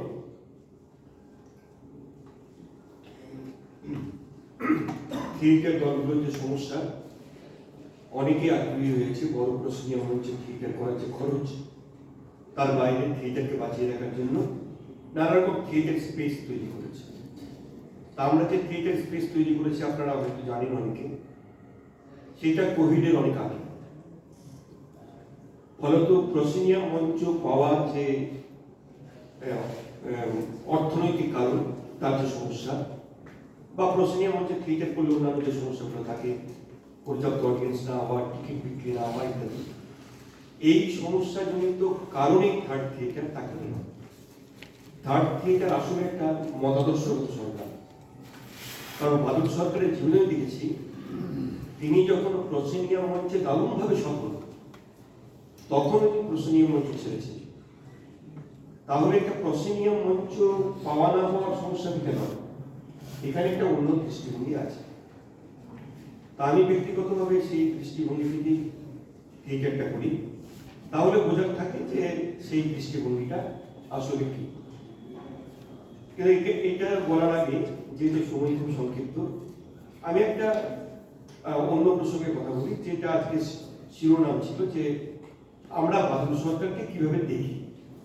এখন এটা বলতে গেলে খুব ব্যক্তিগত অনুষঙ্গ আছে স্বাভাবিক। অহনাদি বললেন খুব যথাযথভাবে, এখানে ব্যক্তিগত যে অনুষঙ্গ, তার সাহচর্য পাওয়া, অভিজ্ঞতা, এবং সত্যি তো আমরা যারা অনেকেই সাহচর্য পেয়েছি, সামনাসামনি দেখার সুযোগ পেয়েছি, প্রত্যক্ষ অভিজ্ঞতা আছে, সেটা একটা দেখা। আর ধরা যাক সামনের প্রজন্ম যারা বাদল সরকারের সঙ্গে খুব প্রত্যক্ষ সম্পর্ক নেই, তারা কি বাদল সরকারকে দেখছেন না বা দেখবেন না? তাহলে সেই দেখাটা কি? এই জায়গাটা আমার মনে হয়েছে যে আমরা এই যে দুটো যুগ, বাদল সরকারের সময়টা যখন থার্ড থিয়েটারকে তত্ত্বায়ন করা হচ্ছে, আর আজকে উত্তর প্রজন্ম যারা অল্টারনেটিভ থিয়েটার করবে, মাঝে আমরা আমাদের যে প্রজন্ম, আমরা একটা সেতু বন্ধের কাজ করি। আমরা ওই থিয়েটার চেতনাটাকে সঞ্চারিত করি, ট্রান্সমিট করি। এই যে ট্রান্সমিশন হবে, তো মাঝের যে ব্রিজটা, যে সেতুটা, সেটা হচ্ছে আমাদের একটা প্রজন্ম যারা বাদলবাবুকে দেখেছি, আবার উত্তর প্রজন্ম যারা দেখেননি, তাদের মধ্যে ওই থিয়েটার চেতনাটাকে এগিয়ে নিয়ে যাওয়ার কথা বলছি। তো আমাদের দায়িত্ব কিন্তু খুব ক্রুশিয়াল, খুব গুরুত্বপূর্ণ দায়িত্ব। কারণ আমাদের উপলব্ধির মধ্যে যদি কোথাও কোনো দুর্বলতা থাকে, তাহলে ভবিষ্যৎ প্রজন্মের মধ্যে ওই দুর্বলতা সঞ্চারিত হবে। এইখানে একটা ভয়ানক সমস্যা আছে, যে জন্য বাদল সরকারের থার্ড থিয়েটার, মানে উনি তো একটা প্রথাবদ্ধ থিয়েটারের ধারণাকে ভেঙে দিচ্ছেন। আবার বাদল সরকারকে একটা প্রথা করে দিই, যে কুত সিদ্ধ পবিত্রতায় রক্ষা করতে হবে, উনি যা যা বলে গেছেন। এইটা হচ্ছে সেই কর্ম, যেটা অনেকটা অমর্ত্য মুখোপাধ্যায় বলছিলেন যে আমরা করবো কিনা, এবং সেইটাকেই আমাদেরকে পরবর্তী প্রজন্মের উপর চাপাতে হবে। এই যে দৃষ্টিভঙ্গি, এইটা আসলে বাদল সরকারেরই চেতনা বিরোধী। কারণ উনি মনে করতেন যে থিয়েটার হচ্ছে নিরন্তর গতির মধ্যে আছে, পরিবর্তনশীলতার মধ্যে আছে। তা যদি থাকে, তাহলে আজ থেকে 50 বছর আগে থার্ড থিয়েটারের তত্ত্বায়ন হলো, আর 50 বছর পরেও পরবর্তী প্রজন্ম ওইটাকে অনুসরণ করবে। এ তো বাদল সরকার যে মনে করতেন যে না, কোনো জিনিসকে প্রথা করা যাবে না, প্রথাটিকে ভাঙতে হবে, এইটা তাহলে তার বিপরীতে চলে যাবে। এই জায়গা থেকে আমার মনে হয়েছে যে আমার যে ভাবনাটা, যেখান থেকে আমি থিয়েটারটা করি, মানবেন্দ্রবাবু যেটা আমাকে জিজ্ঞেস করলেন, আমি মনে করছি যে থার্ড থিয়েটারের 3টে ভাষ্য বেরিয়ে গেছে। একটা হচ্ছে একেবারে বাদল সরকার নিজে যেটা করতেন এবং যে তত্ত্বায়নটা নিয়ে এসছেন এবং যে বৈশিষ্ট্যগুলোর কথা বলেছেন, একটা 1970-72 সাল নাগাদ যেটা আসছে, পরবর্তী 50 বছর ধরে, এই 2025 চলছে, এই 50 বছর থার্ড থিয়েটারের তত্ত্ব আসার পর যারা ওই বাদলবাবু থিয়েটারটা করে গেলেন, এখনো করছেন, মানে শতাব্দী, পথসেনা, আয়না বা কোনো কেউ, কিন্তু এখানে লক্ষ্মী ছাড়া পাচার রয়েছে, যারা যেভাবেই করছেন, বাদলবাবু নাটক করছেন, এইটা হচ্ছে থার্ড থিয়েটারের পরবর্তী ভার্সন। আর আজকে দাঁড়িয়ে আমরা বাদলবাবুর তত্ত্বটাকে নতুন করে দেখতে চাইছি, যে সত্যি সেটা যেটা বলা হলো যে সত্যিকারের প্রতিক্রিয়া তৈরি করবে, শূন্য মাত্রার স্থানিক দূরত্ব থাকবে, অভিনেতার সঙ্গে আমার একই সমতলে থাকবো, বা কোনো ব্যয় হবে না, ইত্যাদি যে তত্ত্বগুলো আছে, তো সেটা শুধু আজকের যুগে খুব কম্পিটিটিভ না, সময়ের সঙ্গে সেইটা হবে তার তৃতীয় ভাষ্য। তো আমার মনে হচ্ছে বাদলবাবুর ওই প্রথম ভাষ্যটা যারা দেখেন, তারা বাদলবাবু থার্ড থিয়েটার বলতে একাডেমিক একটা কোর্স এমনভাবে বোঝান, থার্ড থিয়েটার কি না, ওই যে আমাদের দেশের লৌকিক যে নাটকগুলো আছে, এটা হচ্ছে ফার্স্ট এক, ব্রিটিশরা যে নাটকটা নিয়ে এলো, সাম্রাজ্যবাদীদের হাত ধরে এলো, সেইটা হচ্ছে 2, আর বাদলবাবু যেটা করলেন সেটা 3, তাহলে মিলে গেল ক্রোনোলজিক্যালি 1, 2, 3। কিন্তু এটা ক্রোনোলজিক্যাল কন্টিনিউশন নয়, 1, 2, 3 যা প্রথম, দ্বিতীয়, তৃতীয়, কিন্তু তাই না, প্রথম, দ্বিতীয়, তৃতীয়র একটা আগে সোসিওলজিক্যাল একটা ফিনোমিনান আছে সেখানে, অবস্থানে। কেন সেটা তৃতীয়? আমাদের সমাজে প্রথম ভাষ্য যারা দিয়ে থাকে এখন, আর আমাদের সমাজে তৃতীয় ভাষ্য যেখানে নির্মাণ হয়, তৃতীয় ভাষ্যের মধ্যে একটা প্রতিবাদ, আর আমাদের সোসাইটি সবসময় 1 আর 2-কে একটা অল্টারনেটিভ হিসেবে দেখানো হয়। যে কোনো জিনিস দেখবেন আইদার অর নট, হয় সত্য না হয় মিথ্যা, হয় দোষী না হয় দোষী নয়, হয় সাদা না হয় কালো। তাহলে হয় সাদা না হয় কালো যদি বলি, তাহলে সাদা আর কালোর মাঝে যে অসংখ্য ধূসর সেইটা আছে, তাহলে সেইটাকে সাবটেক্স করে দেওয়া হয়। তাহলে আমি যেই মুহূর্তে বললাম যে হয় ফার্স্ট থিয়েটার না হয় সেকেন্ড থিয়েটার, তাহলে হচ্ছে থার্ড থিয়েটার। এই ব্যাপারটা কি, সেটা ওই 1 আর 2 এর রাসায়নিক সংশ্লেষণটাকে বুঝতে দেওয়া হয় না। মানে ব্যাপারটা হচ্ছে এই, যদি আমি অঙ্কের দিক দিয়ে দেখি, তাহলে 1 এর মধ্যে 2 নেই, কিন্তু দেখবেন 2 এর মধ্যে কিন্তু 1 আছে, আর 3 এর মধ্যে 2 এবং 1 দুটোই আছে। তাহলে যখন আমি থার্ড থিয়েটার বলবো, তখন নিশ্চয়ই 1 আর 2 এর কোথাও একটা কেমিক্যাল রিঅ্যাকশন আছে, একটা সংশ্লেষণ আছে।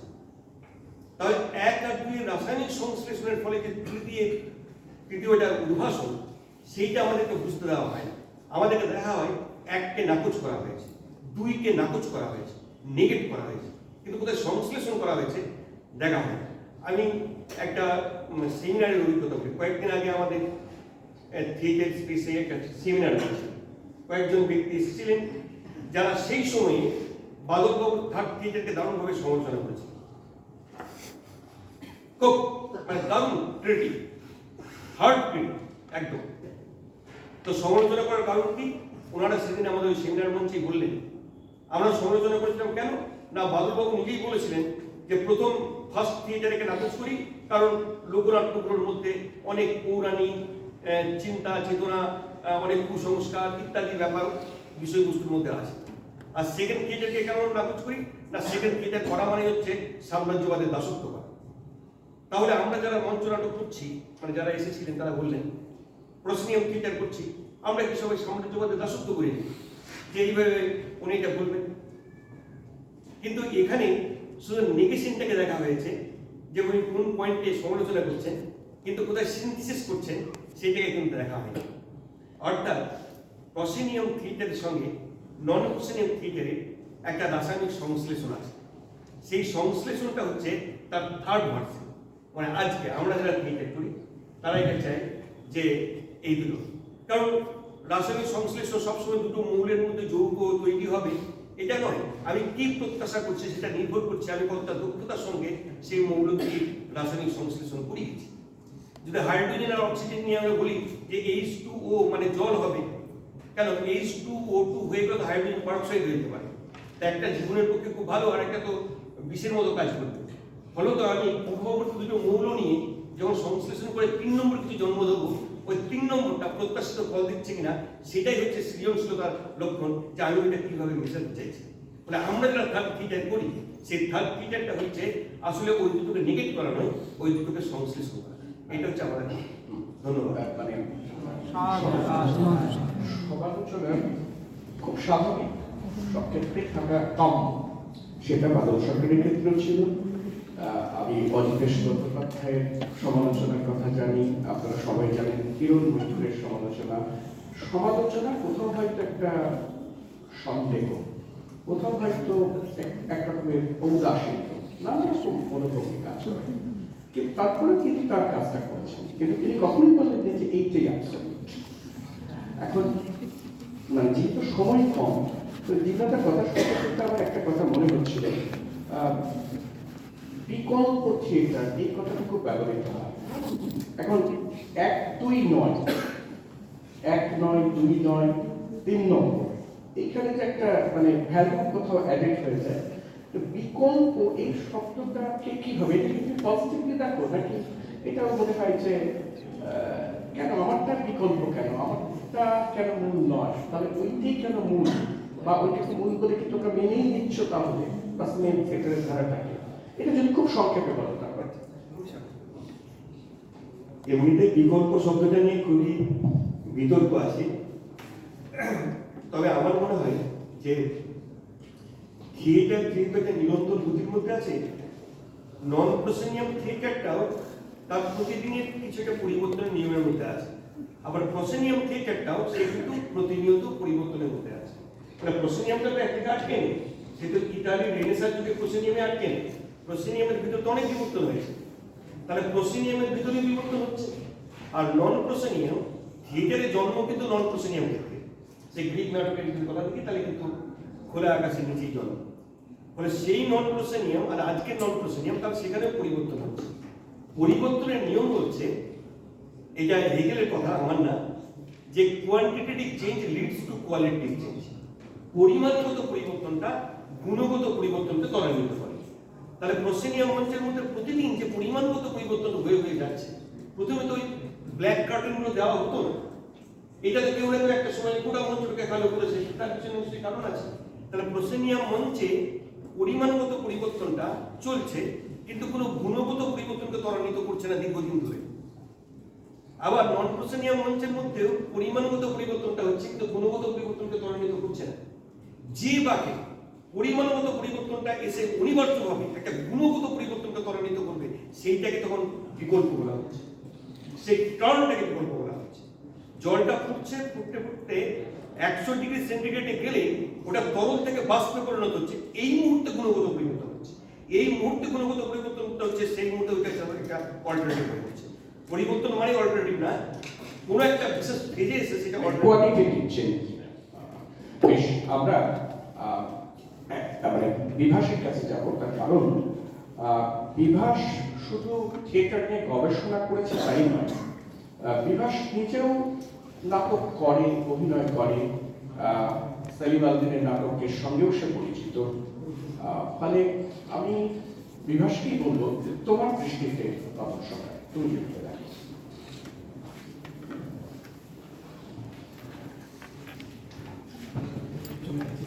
সরি, আমার অ্যাকচুয়ালি রিজার্ভেশন করা আছে। অসংখ্য ধন্যবাদ মানবদা। আসলে একটু শুরুটা অন্যরকম ভাবে করা উচিত, সেটা হচ্ছে ধন্যবাদ দিই মানবদাকে, অসংখ্য ধন্যবাদ যে আমাকে মানে যাদের সাথে বসিয়েছেন তারা আমার মাস্টারমশাই, সেটাই বলছি, তাদের সাথে বসে আছি সেটাই একটা বড় ব্যাপার। তারপরে মানে এটা বলতেই হয়, সামনে একজন বাংলা সাহিত্যের প্রভাব প্রতীক মানুষ বসে আছেন, পবিত্র সরকার, অধ্যাপক পবিত্র সরকার। তো স্যার বসে আছেন, তার সামনে কিছু বলার চেষ্টাটা আসলে মানে করা উচিত নয়। তারপর মানে এটা বলছি আর কি, সেটা হচ্ছে যে আমি ব্যক্তিগতভাবে তো মানে বেসিক্যালি গবেষক সেরকম নই, মানে বলা যেতে পারে আমি নাটকের মানুষ, নাটক করি। পরিষ্কার। তো নাটক করতে গিয়ে হঠাৎ করে মনে হলো যে গবেষণাটা একটু করা দরকার, ভুল করে ফেলেছি। তো সেই ভুল করে করতে গিয়ে তখন তো মানে একটা থিসিস দাঁড়ায়। তো ওই এবার তখন মনে হয়েছে যে থিসিস করতে গেলে সবসময় তার একটা এন্টি থিসিস ভাবতে হয়, না হলে কি হয় ওই ব্যাপারটা ওই যে মনোচিন্তা বললেন যে ওই স্তুতি মতো হয়ে যায়, ওই স্তুতি করতে করতে যেতে হয়। তো এই আমি যতটা থিসিসের ভিতরে যতটা দেখেছি বা দেখার চেষ্টা করেছি, পুরোটা থিসিস এবং এন্টিথিসিস মিলে, মানে বাদল সরকারের উপরে বলি, সৌম্যমিত্র বলি বা যাদের পক্ষে বলি।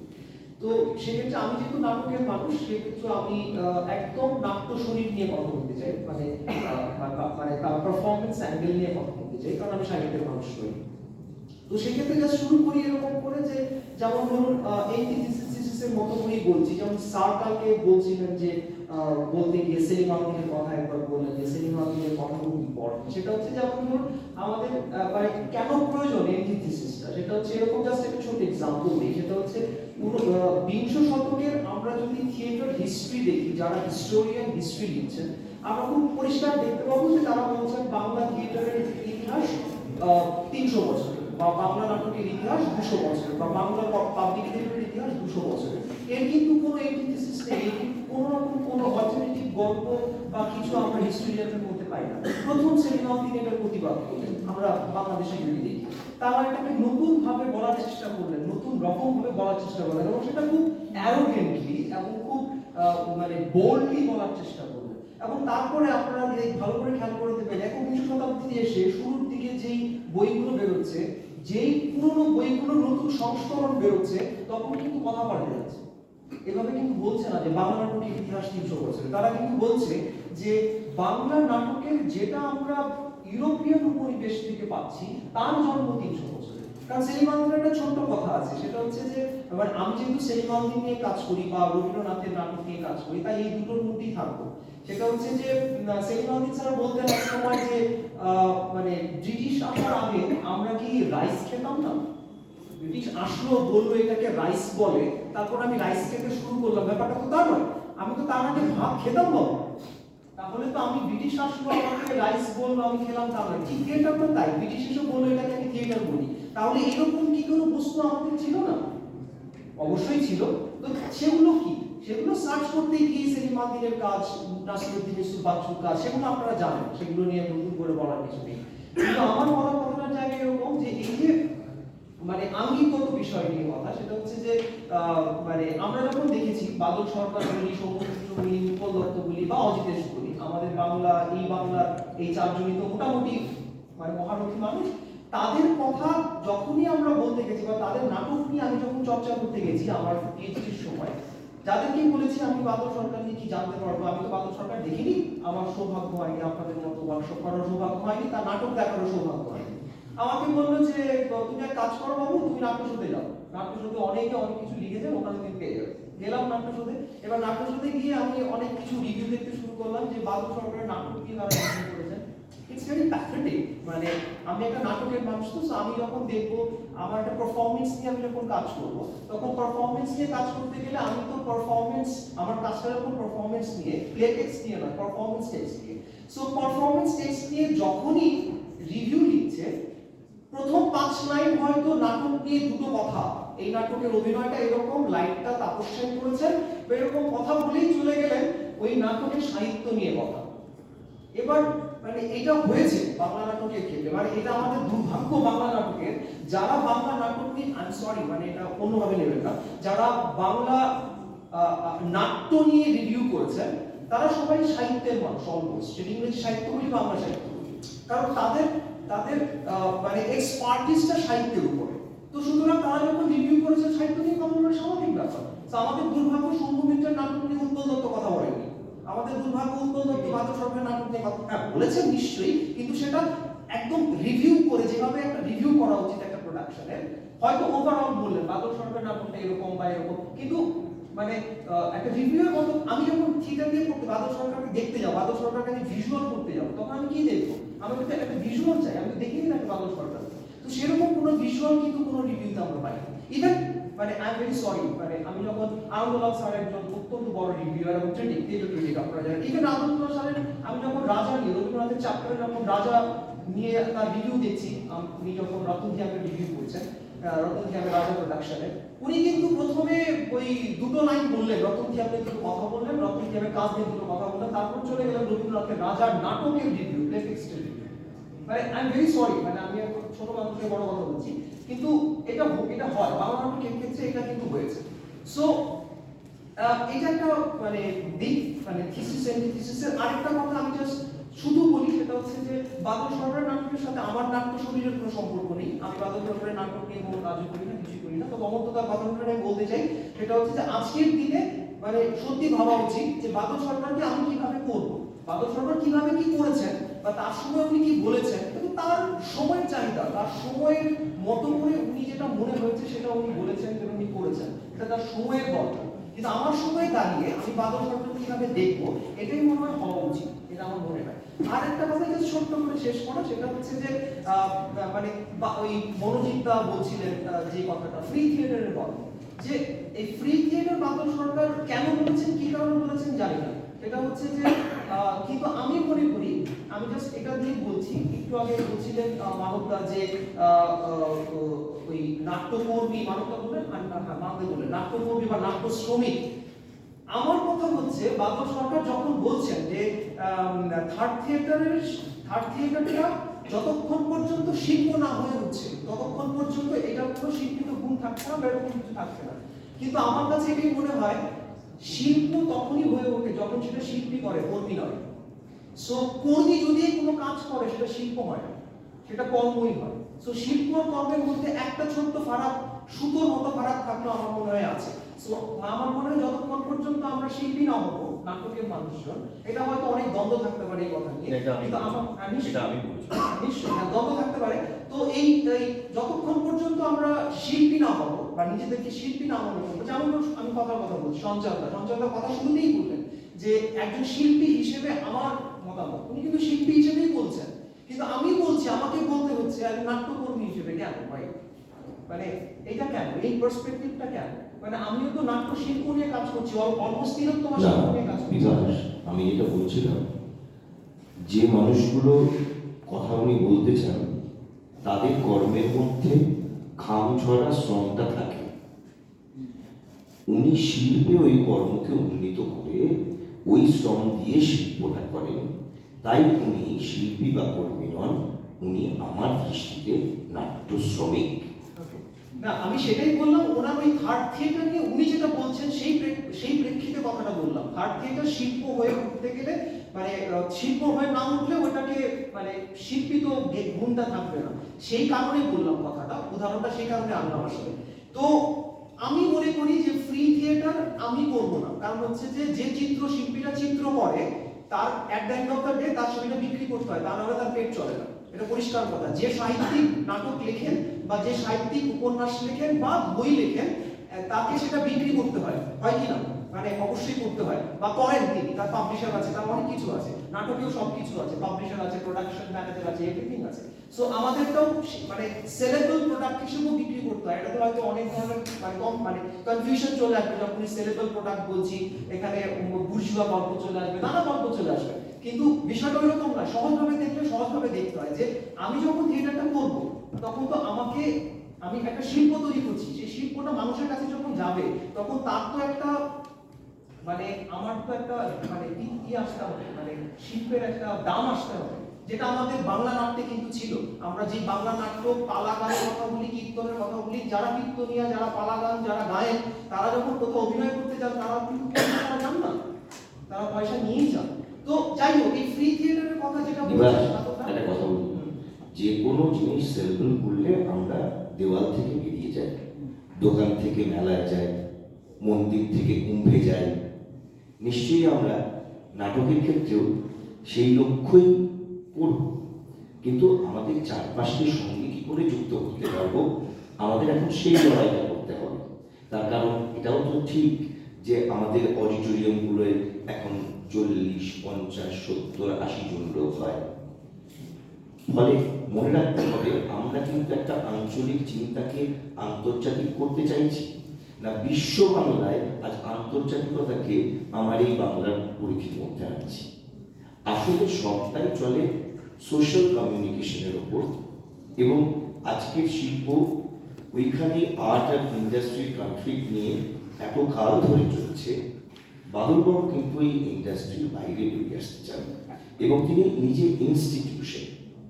আমাদের তার কাছে নিজেকে নিবেদন করতে হবে, এই জন্যে দেহশক্তির জন্য নয়, সংলাপ শক্তির জন্য নয়, আত্মশক্তি অর্জনের জন্য। যে আত্মশক্তি বলবে আমি খেতে পাই বা না পাই, আমি আত্মহারা হয়ে অভিনয় করব।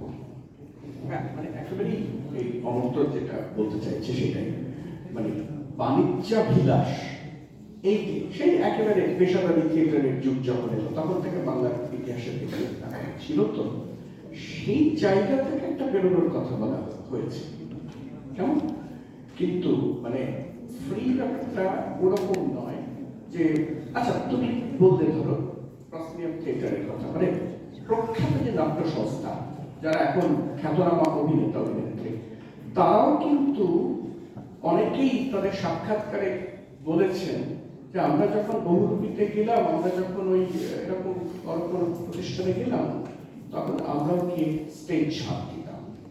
মানে তুমি যখন থিয়েটারের এরিনার মধ্যে চলে আসছো, তখন সেখানে আমি সুপিরিয়র, ও আমার অবস্থা না, এই বিভাজনটা ইভেন এই থিয়েটারও বাদলটা কিন্তু তার থেকে আলাদা কিছু বলেননি, শুধু বাড়তে যে কথাটা বলেছে সেটা হচ্ছে থিয়েটারটা বাণিজ্যাভিলাষের জন্য নয়।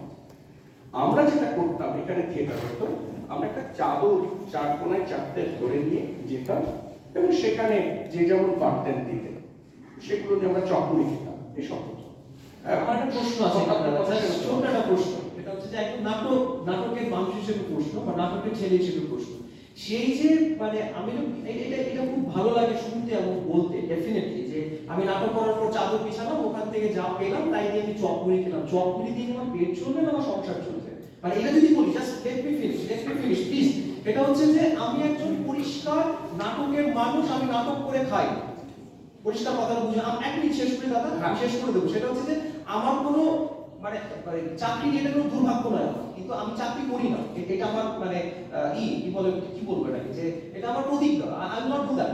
সো আমি নাটক করি, নাটক করে আমি খাই। এবার প্রশ্ন হচ্ছে আমি যদি চাদর পাততেই পারি, আমি চাদর পাতিও পারি, কিন্তু সেখান থেকে যিনি চাকরি করেন বা যিনি বাদল সরকারের দলের প্রতিটা লোক চাকরি করতেন, এবং এখন যারা এগুলো বলেন তারা সবাই স্কুলে চাকরি করেন, নয় ইউনিভার্সিটি চাকরি করেন, নয় কোথাও চাকরি করেন, তারপরে কি কথাটা বলেন। কিন্তু আমি কিন্তু পরিষ্কার সকাল থেকে ঘুম থেকে উঠে বিকেল অবধি, ঘুমোনো যাওয়ার আগ অবধি আমি শুধু নাটকের মধ্যে থেকেই রোজগার করার চেষ্টা করি, হোয়াট এভার ইট মিন, হয় ওয়ার্কশপ করি, নয় কিছু একটা করি। সো আমার কি করে সেই চাকরির টাকায় সংসার চলবে না, থ্যাংক ইউ, চলবে না। সেইটা তো কোনো বাধ্যবাধকতার ক্ষেত্রে নয়, আমি ওই কথা বলতে চাচ্ছি না, সেখানে কখনো বলা হচ্ছে না যে যে বাধ্যবাধকতা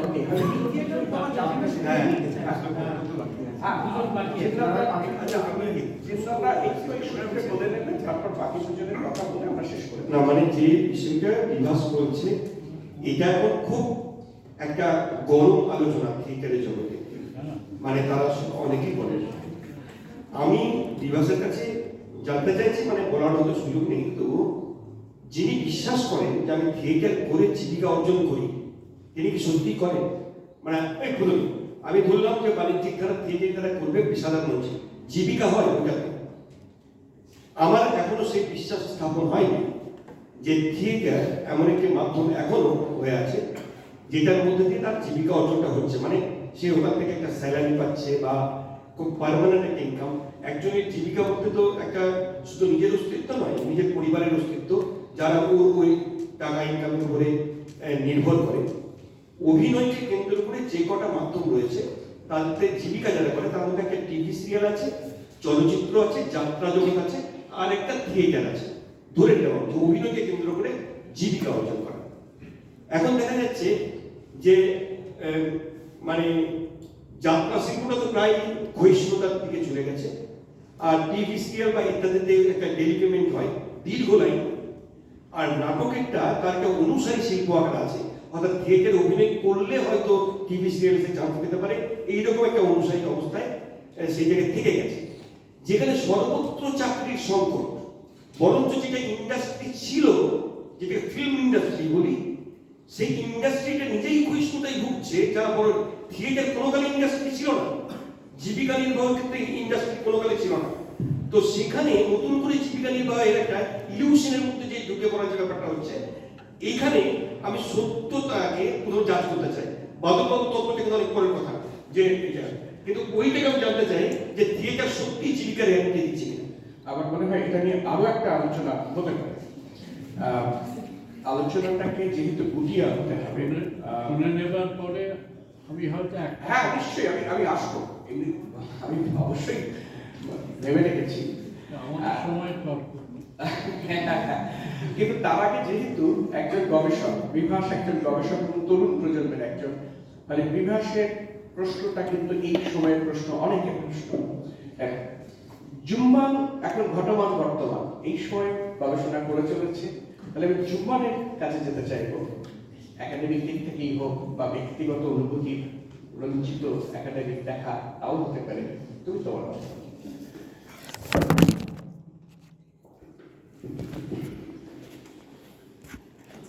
সমবেত আলোচনার সঞ্চালক সম্বোধন করার দরকার নেই, আলোচক মাস্টারমশাইরা, আমার গবেষক সহকর্মীরা এবং ছাত্রছাত্রী প্রত্যেকের প্রতি আমার শ্রদ্ধা। আমি মূলত এই সমস্ত তর্কের মধ্যে যাবো না, কারণ আমার সাময়িক বিশ্রাম বিষয় রয়েছে।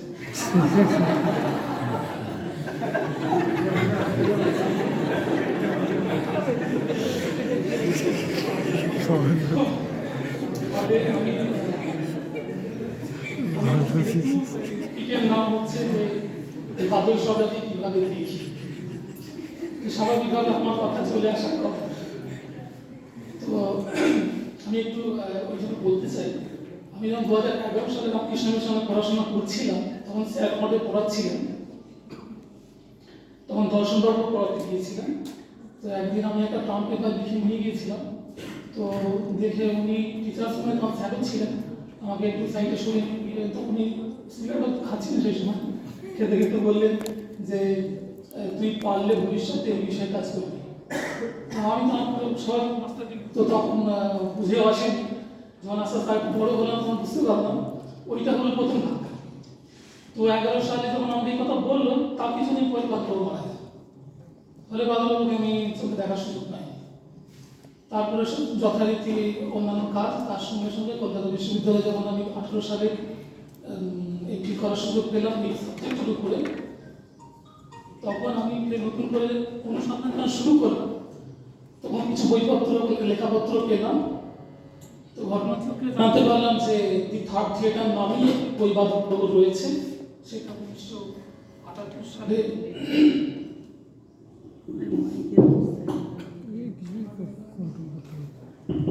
1978 সালে অগাস্ট মাসে বেরোয়, কিন্তু কাজটি করে রেখেছিলেন 1971 থেকে 73, এই 2 বছর ধরে করে রেখেছিলেন। তার ঠিক 2 বছর আগে পৃথিবী বিখ্যাত আরেকটি মানুষ, তিনি দি থার্ড থিয়েটার নামে একটি বইও লিখেছিলেন ইংরেজিতে। আর সেই বইটিকে কেন্দ্র করে ইউজিনিও বারবার তিনিও একটি আর্টিকেল লিখেছিলেন, সেটার নামও দি থার্ড থিয়েটার। ফলে তিনটে নামে একটা বই, একটি আর্টিকেল, আবার বাদলবাবুর একটা থার্ড থিয়েটার বই। আর আমাদের দেশে থার্ড থিয়েটার বলতে বাদলবাবুই আসছে। তো স্বাভাবিকভাবে এই থার্ড থিয়েটার ব্যাপারটা খুঁজতে গিয়ে বইটা আমি সন্ধান শুরু করলাম।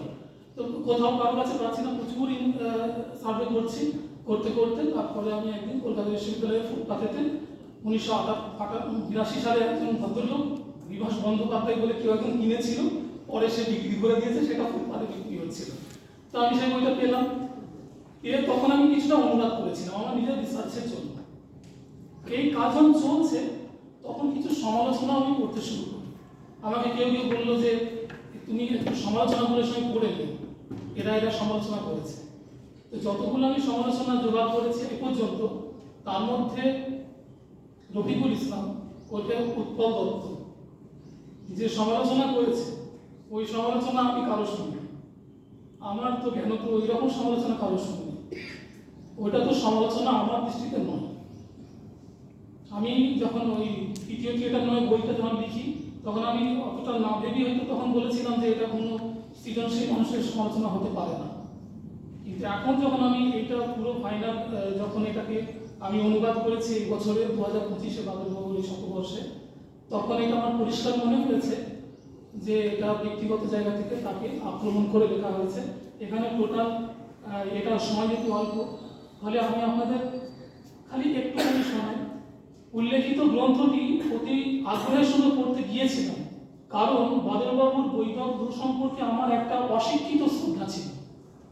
শব্দগুলো খালি কিরকম, তারপর আরও কিছু শব্দ আছে। বইটি পড়ে হতাশ হয়ে স্বীকার করছি, বাদলবাবুর জনপ্রিয় নাট্য অনুশীলনের পরিচয় তো এখনো পাইনি। তার বিদ্যাবুদ্ধি, রুচিবোধ ও শৈল্পিক গভীরতাও একটা কিংবদন্তি মাত্র। এত মামুলি অর্ধসত্য ও অগভীর চিন্তা একত্রে বহুদিন একটা গ্রন্থে পায়নি। এটা বলে তিনি গ্রন্থ সমালোচনা অংশে এটা লিখছেন। এটা প্রথম যে পত্রিকাটা ছাপা হয়েছিল সেটা হচ্ছে থিয়েটার বুলেটিন। ঘটনাচক্রে সেই থিয়েটার বুলেটিন শ্রমিক বন্দ্যোপাধ্যায়ের একটা কথার পরিপ্রেক্ষিতে ওরা প্ল্যান করে তৈরি করেছিল।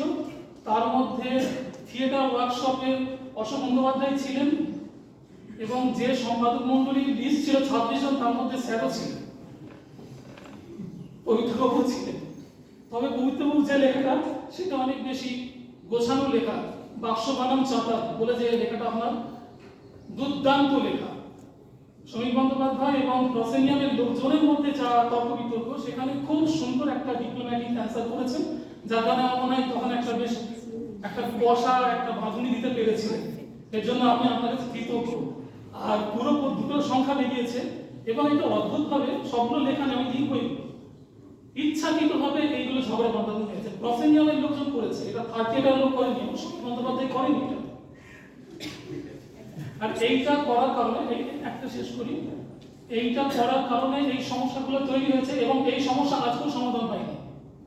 এই যারা অন্তরঙ্গ বলছে এবং যারা সহজিয়া বলছে, এরাও বাদলবাবুর বিরোধিতা করছে, না গিলতে পারছে না ফেলতে পারছে, ফলে বিরোধীরা যায়নি। এই জন্য আমি বলবো, রবীন্দ্রনাথের সময় একটা সপক্ষ গোষ্ঠী এবং একটা বিপক্ষ গোষ্ঠী ছিল। বাংলা সাহিত্যে আরেকটা গোষ্ঠী তৈরি হয়েছে, বাদলবাবু সপক্ষ এবং বাদলবাবু বিপক্ষ। এইটাও চর্চার মধ্যে আসা উচিত ছিল। এবং ঘটনাচক্রে জিন্নাদার ওখানে যে সেমিনার হয়েছিল, সেই সেমিনারেতে যিনি এসেছিলেন তিনি ছিলেন সেই আলোচনার কেন্দ্রবিন্দু অশোক মুখোপাধ্যায়, এবং তিনি এসে সেই ভুলটাই করেছেন এবং সেখানে আমার একটা কোশ্চেন ছিল, সেই উত্তর তিনি করেননি এবং তার যথাযথ উত্তর আমাকে লিখতে হবে, ভবিষ্যৎ আমি লিখব। কারণ সেই অন্যায়গুলো সে করেছে, অন্যায় করেছে মানে ইচ্ছাকৃতভাবে অন্যায় করেছে। সেগুলো এটা আমাদের বাঙালি নাট্য সাহিত্যের সঙ্গে বিচারিতা করা হয়েছে এবং সেটা আমি বই লিখবো, তাতে যদি কেউ আসামি তৈরি হয় ভবিষ্যতে।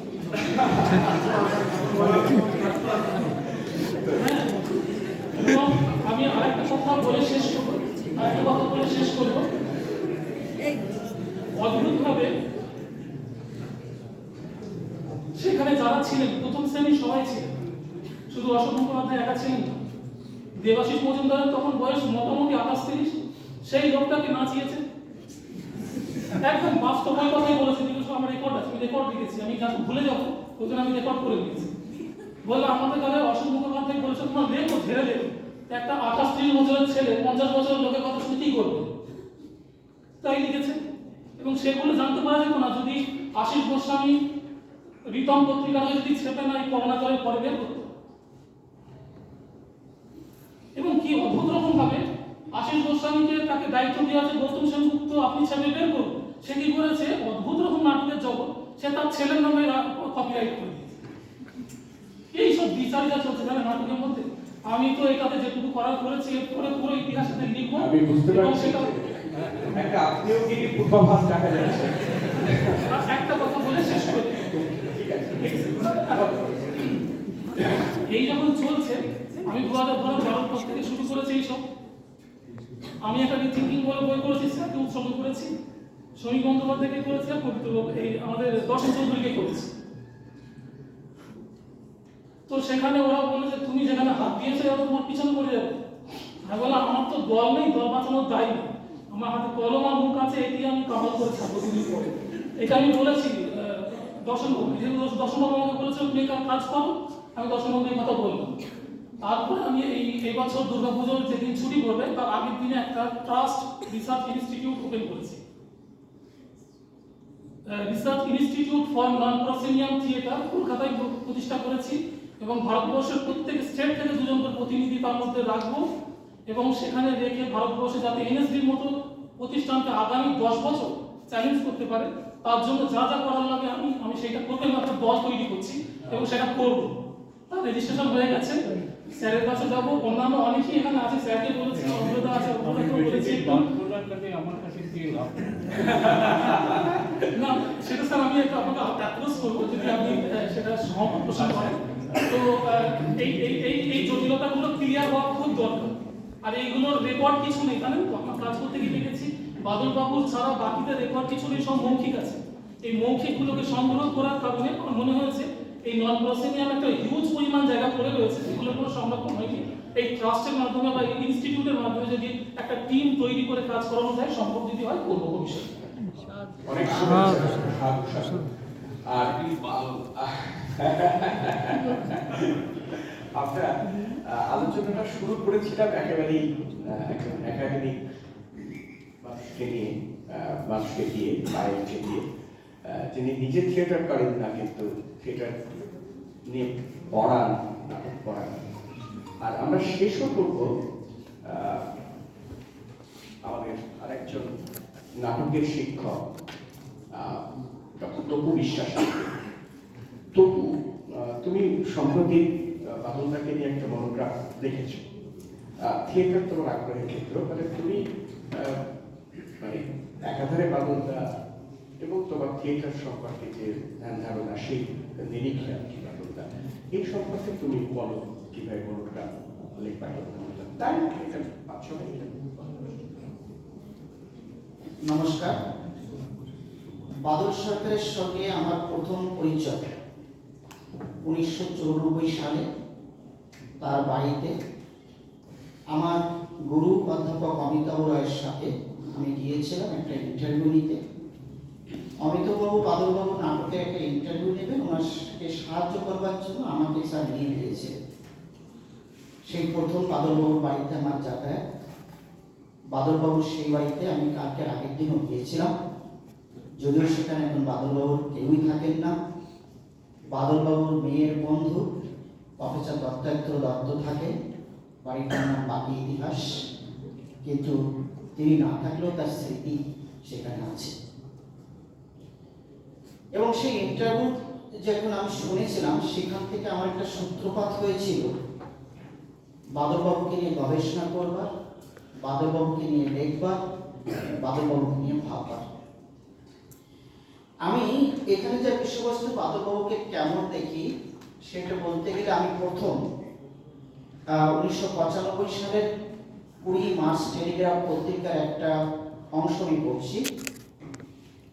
Town planner turned actor, actor turned director, director turned dramatist, the man who breathed new life into theatre by taking it away from the confines of an auditorium and presenting it in the open under the sky, he is Badal Sarkar.